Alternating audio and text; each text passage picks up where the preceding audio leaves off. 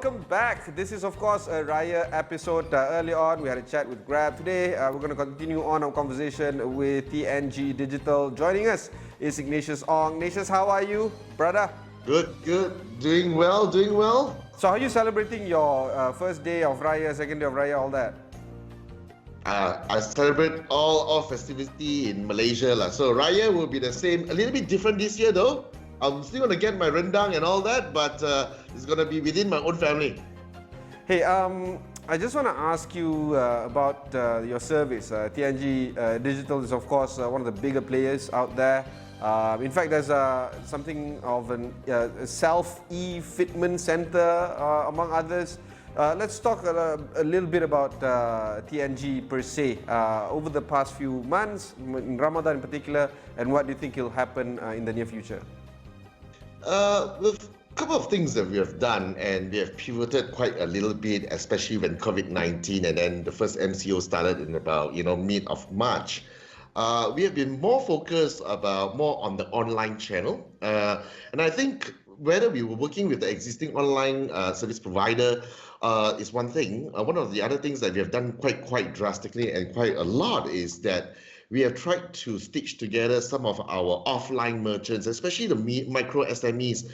Like, for example, the guy that sells nasi lemak bungkus, the roti canai guy by the roadside and in the coffee shops and all that. And those are the guys who's actually, in one way or another, has been quite impacted by the MCO. So what we did was we tried to pull in together with them, these guys, with our partners, like for example StoreHub, and get them actually onboarded on Vivid.com, so they can actually still continue to get their food out. And what these guys, the integrator, pull in the logistic companies and pick up the food and send it to the user. So I think those are some of the things that we have actually pivoted quite a bit in the last 2 months itself. Some of the other things that we have done, and we know for a fact that during this period, NGOs are also quite impacted. So we've gotten like Charity Soup Kitchen, Gemilang, Zuchi, the Buddhist NGO, all these charitable organizations. And what we did was we did a quick issuance of QR static code to them, and they've actually displayed it on their website or on their app, and people were just doing the donations. And it's quite fast and effective. The latest one we onboarded, which is also quite timely with the Ramadan period, is Zakat Selangor as well. So if you go to the Zakat Selangor website, you'll see our QR code there, and it's just by the touch of the finger, by a touch of the button or on your smartphone, you can actually do your donation there. Yeah, I mean, this is, of course, another element, right, of doing things, differently. I paid my zakat through Maybank to you, and I've seen a few other options, including Touch and Go as well. I'm fine with all of those. The thing is, the easiness of each and every single one is there. And I'm not saying one is easier than the other. I'm saying that the general idea of making payments through zakat is also quite interesting, because that's the main point of contamination, if you think about it, because the person who receives the zakat will sit there and he's visited by hundreds, if not thousands of people, and they shake hands and they don't are together in the close proximity. That, of course, has all been eliminated. And I don't know whether post-COVID era, we're going to continue on doing this whole change of consumer behavior, not just about zakat, not just about home delivery. What do you think is going to move forward and stick in terms of the change of behavior from now until then? What do you think will remain even after post-COVID period? Yeah, great question. I think the users, whether it be the e-wallet users or the merchants, is going to embrace this new thing that we have actually got into play. You think about it even from a commercial perspective. So think about the merchant that actually sells wonton noodles in the coffee shop. He's got only like 20 tables that he can actually manage at one time.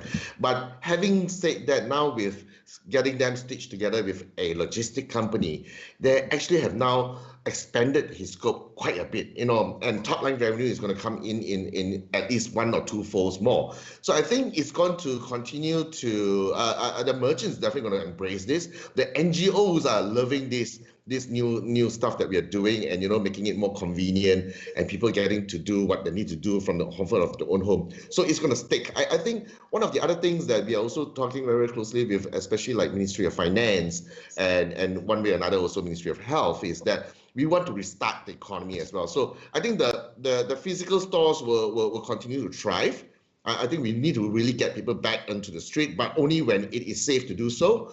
But with all these different online channels that we have built during this period, I believe we're going to enhance it even better, even further. I think a lot of people is going to jump onto the bandwagon and say, hey, you know what, this is going to be what is going to be happening in the longer term, you know. Let's talk a little bit about the Raya or the festive mood per se. People still want to, celebrate Raya, spread the joy, spread the fun.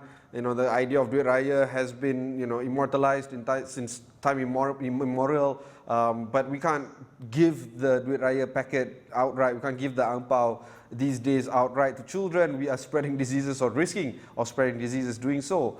And because of e-wallet being around, there is a feature that you guys have. Let's talk about that particular feature. Sure. The feature, internally we call it P2P, so it's basically person to person.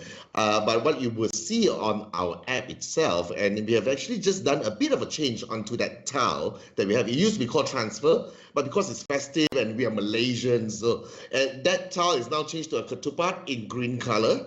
And at the bottom of the ketupat is written the duit Raya. So it's quite straightforward. It's quite simple. You click on that tile, and all you need to do is just key in the name of the person that you want to send the money to. For example, you want to send it to your daughter. You key in the name. Of course, she has to have her own phone and a phone number as well. You key in his or her name, and it will pop up, and you just need to put in the amount that you want to transfer to that person. So once you put in, let's say 50 ringgit, or maybe in your case $500 because you're rich and all that, you click on transfer, and then you need to key in for safety and security measure. You just need to key in your PIN number, and it's done. So the other person is going to get it just immediately right after that. Let's talk a little bit about the Self-Fitment Center just before we end, because it was slightly publicized by Touch 'n Go previously. Let's learn a little bit more before we end this conversation. Okay, so what we have done, and we are working very, very closely with our parent company, which is Touch 'n Go themselves, we have actually gotten approval from MHA whereby people can do their own self-fitment. So what you do now is quite simple. You go to Lazada, you go to Shopee, and that's where you can actually just do a purchase of the RFID tag. It will send it to your house, and it's quite straightforward. I think everyone can do it. Just wipe clean your windshield or basically your headlamps, stick the sticker on, and you're just going to go. What we're going to do in the next, shortly, I think less than 2 months, on our Touch 'n Go e-wallet app, you can even buy that RFID sticker on itself. So once it comes into, stick it on, get into our wallet, just do an activation with the 16 numbers in the serial code. And that's it. Simple as that. Fantastic. Ignatius, again, pleasure having a chat with you. That was Ignatius Ong of TNG Digital. We'll continue on this conversation right after this break. Don't go anywhere.